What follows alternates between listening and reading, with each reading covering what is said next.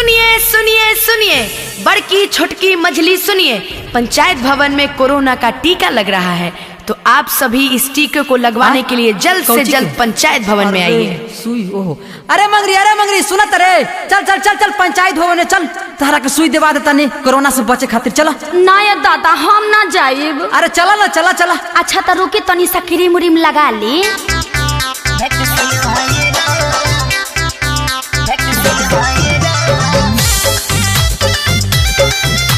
अरे बाप रे बाप, हम ना सुई देब। अरे बाप रे बाप। अरे रुको रुको रुको, अरे डरो मत। ना रे बाप रे बाप, अरे भैया के मरिहे ना डॉक्टर भाला रे, झूठो ते करत रे हाला रे। ना या दादा, अरे माई रे माई। मरिहे ना डॉक्टर भाला रे, अरे झूठे ते करत रे हाला रे।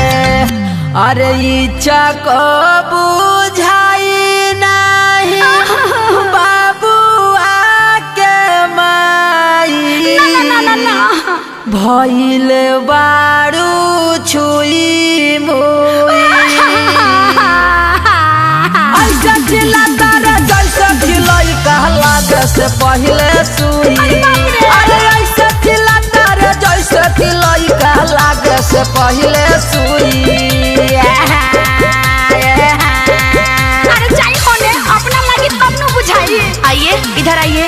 नहीं मैडम, हमके बड़ी डर लगता। सुनो ये कनिया काहे डराती हो, भागती हो तुम देखी के वैक्सीन ये राम। मैडम दुखाई ना नु। सुनो ये कनिया काहे डराती हो, भागती हो तुम देखी के वैक्सीन ये राम। ले लो डरती काहे हो, जियोगी तुम ढेर दिन ये राम। ले लो डरती काहे हो, जियोगी तुम ढेर दिन ये राम। आइए इधर आइए। नहीं दादा ना। अरे बाप रे बाप, अरे बुझाओ सारे कोरी फूट जातो तोरा रे निर्बंसा। ना ये दादा दखनी खोभत नइखे मोह माया जी। लागता कि डॉक्टर साहेब बड़ नया नया जी। तुझे खबर आइल बारू भागता रू कूद के, चुपे चप्पे ले ला नया खदू नमून के। हमरा सुनाओ। अरे जाटे घुसाई है, पाटे हटाई है।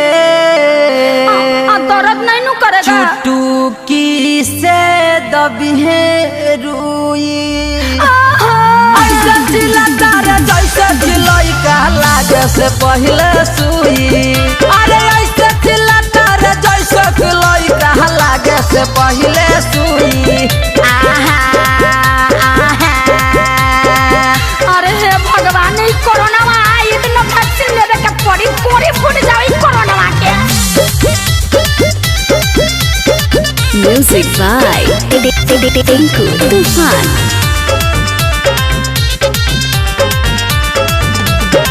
हम न ले हवाए बिला डर के पापा, लागत बाटे डर। सुइया देखिए के दहिया हमारा कापे थर थर। ए मैडम जी सुई ना ले, टेबलेट नहीं खे। देखा हई मौगी रे आजा बचन के, आइल बाड़ी सुई लेबे बड़ी बन ठन के। हम का करी? अरे ही मातारा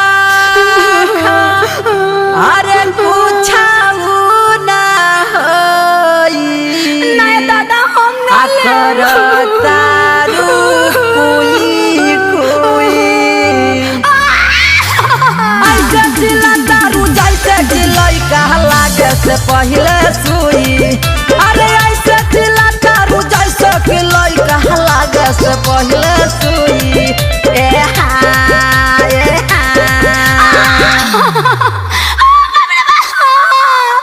लग गइल। हाँ लग गई।